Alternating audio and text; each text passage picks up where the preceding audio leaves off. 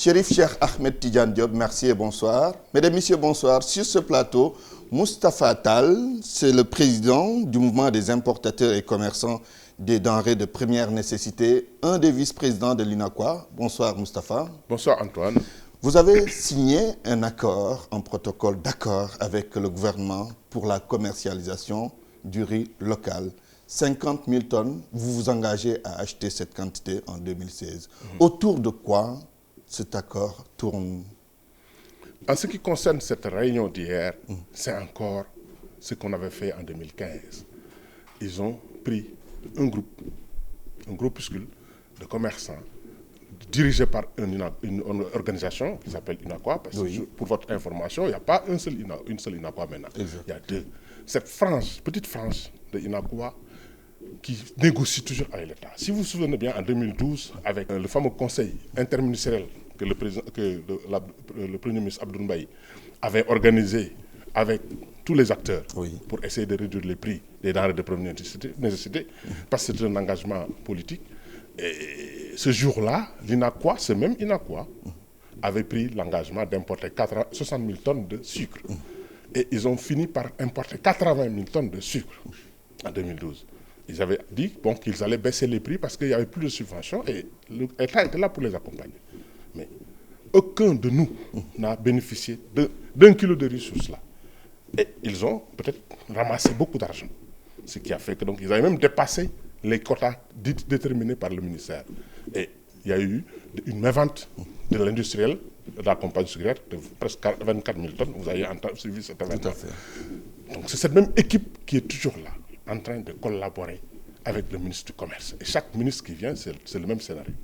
L'actuel ministre, toujours ne fait que convoquer ces gens-là à la Vous table. n'êtes pas concerné, On n'a même pas été informé. Mais c'est quoi le problème finalement? On ne Pourquoi comprend vous n'êtes pas On ne comprend informé? pas. C'est cette question-là parce qu'ils veulent nous exclure du marché. Considérer que nous ne faisons plus partie du commerce. Or que nous sommes présents sur ce marché depuis plus de 40 ans. On a été... L'importation de riz, la commercialisation, la distribution et l'importation. Le riz n'est pas seulement le volet importation. Tout à fait. Il y a l'importation, mais il y a la distribution. Il faut quand même avoir une certaine expertise, une certaine formation pour le faire. Oui, mais au-delà de ça, est-ce que le fait que des commerçants s'engagent à acheter 50 000 tonnes peut régler la question de la mévente du riz local? Ça ne le réglera pas. Qu'est-ce qui peut régler ça? Avoir véritablement un schéma organisationnel qui prendra en charge tout le monde. Tous les acteurs, par exemple, les producteurs ne feront que produire. Les riziers ne feront que décortiquer. C'est des prestataires de services. Et les commerçants mettront sur pied une société, une structure, parce qu'on ne peut pas gérer un groupe de commerçants. On a eu à le faire avec la libéralisation de 1995 en 2003. C'était n'importe quoi. J'ai été reçu par le président, l'ancien président. Je lui ai dit, si on continue comme ça, la filière va disparaître. Il faut intervenir. Il avait négligé la chose. Mais en 2008, quand la crise est arrivée, il m'a fait appeler. Et quand je suis venu, je l'ai accompagné pour cette crise-là, qui nous a coûté 150 milliards de francs CFA. 50 milliards à l'État, plus de 100 milliards aux opérateurs économiques. Nous, si on perd 100 milliards, qui les perd? C'est les banques. Notre crédibilité se perd. Oui, la question du riz local, elle est réelle. Problème de consommation. Parfois même, on parle de qualité. Effectivement, c'est tout un ensemble. Et les Sénégalais pensent qu'il faut consommer le riz importé et non le riz local. Est-ce que ça ne va pas être quand même un facteur? Effectivement, le problème, la question la plus importante, c'est la qualité. Parce que le consommateur, vous ne pouvez pas lui faire avaler n'importe quoi. Il a son argent, il est patriote et tout, mais il faut lui donner un produit qui est acceptable. Surtout qu'il a l'habitude de consommer le riz importé. Donc, il est quand même de bonne qualité. Voilà. Et vous voulez maintenant lui imposer, par son patriotisme, tout simplement lui dire, abandonnez le riz de bonne qualité pour vous tourner vers le riz de mauvaise qualité quand même. Si vous voulez que le riz local marche, il faut d'abord que la qualité soit bien améliorée. Par exemple, si on produit, qu'on récupère tout de suite la production, c'est-à-dire le paddy, et on le met dans des endroits idéaux pour pouvoir les conserver, et les transformer, et le mettre dans des sacs pour qu'est-ce qui le transforme? Une unité normée, qui a quand même des machines qui sont normées pour pouvoir décortiquer dans de bonnes conditions. Et que ce riz-là va concurrencer le riz local, le riz importé. Justement, il y a la BNDE et également la Banque régionale des marchés qui s'étaient engagées en 2015 en achetant 12 000 tonnes à hauteur de 3 milliards environ. Vous, importateurs, est-ce que vous êtes engagé, disons, une partie des commerçants s'est engagée à acheter 50 000 tonnes. Est-ce qu'il ne faudrait pas faire de cette question une question nationale? C'est-à-dire que l'État impose un quota pour l'importation. Comme je vous dis, il y a une tromperie quelque part. Parce que si vous voulez dire que les importateurs s'engagent, les importateurs ne s'engagent une partie, comme vous dites. Non, même cette partie-là ne s'engage sur rien du tout. Parce qu'il y a l'UNACOA qui est là en paravent, qui discute avec le ministère du Commerce. Et les importateurs dont on parle sont derrière. Ils n'ont aucun engagement. S'il y a défaillance, on poursuit qui? S'il y a défaillance dans le système, on poursuit qui? Et s'il y a profit, qui en profite? C'est l'importateur. Et ils se partagent le butin. En excluant des gens comme moi. Parce que moi, je suis là depuis très longtemps, comme je vous ai dit. J'ai été reçu par l'ancien président. Avec la crise, on a géré la crise à coups de milliards. Après la crise, il m'a demandé de lui proposer un schéma qui nous permet de s'en sortir de cette situation. Et c'est en ce moment qu'on a mis sur pied une société qui s'appelle SPCRS. Moi, je suis actionnaire dans cette société à hauteur de 3%, comme tous les autres acteurs.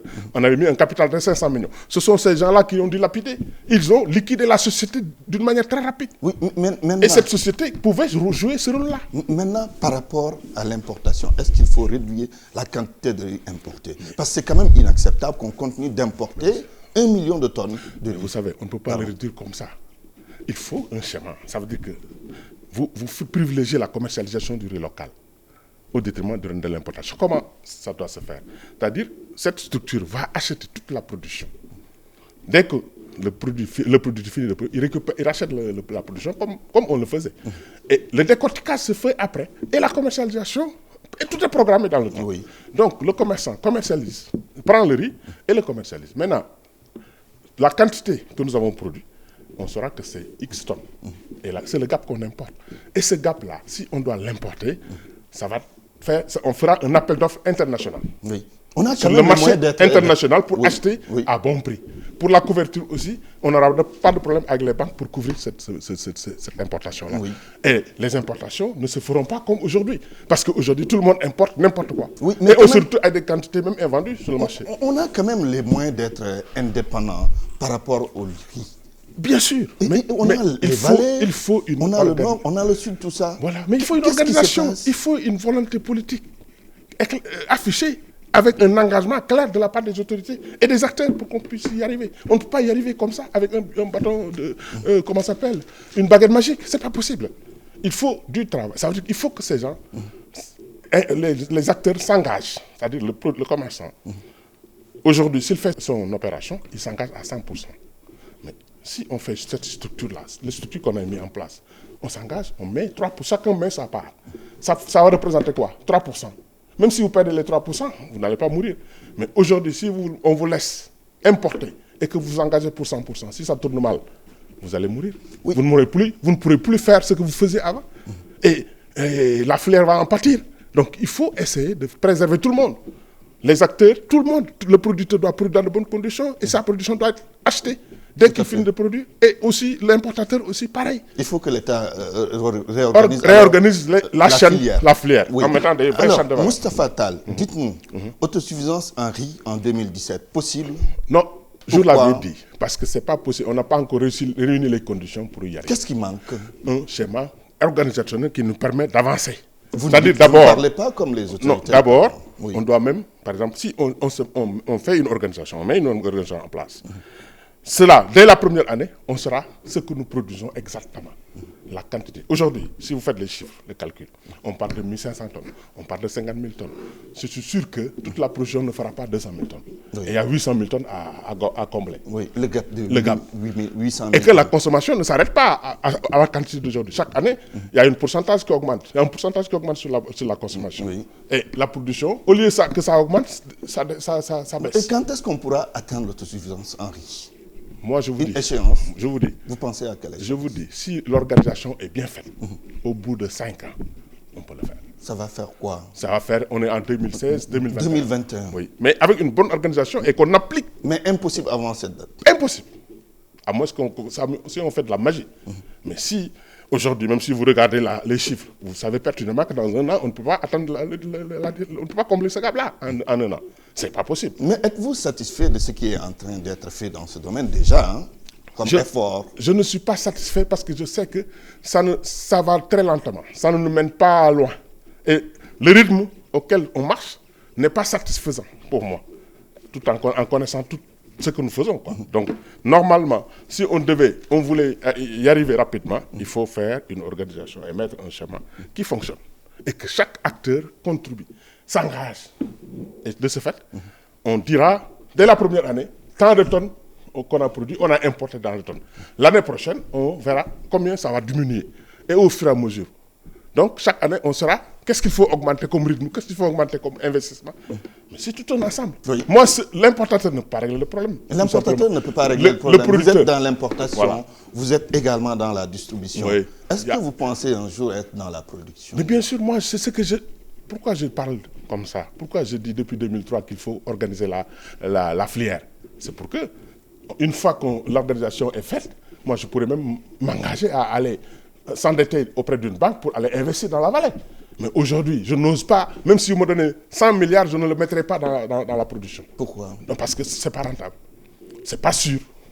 Vous le faites avec des risques incroyables. Alors que vous êtes prêt à mettre ça dans l'importation pour enrichir d'autres pays. Mais même dans l'importation, je le fais avec beaucoup de prudence maintenant.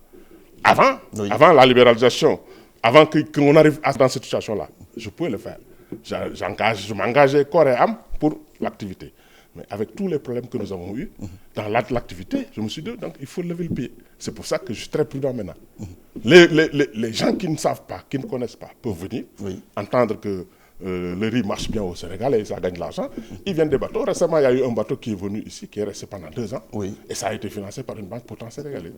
À côté de 5 milliards, et le riz est gâté. Oui. Aujourd'hui, on est en train de dire comment faire pour détruire le riz là. Maintenant, par rapport au coût du riz au Sénégal, c'est raisonnable ou bien on peut encore baisser? On peut encore baisser. On me donne, moi, je vous dis, Antoine, si on me donne la prérogative, moi, d'être celui qui dirige cette affaire, je m'engage. En 5 ans, je serai autosuffisant.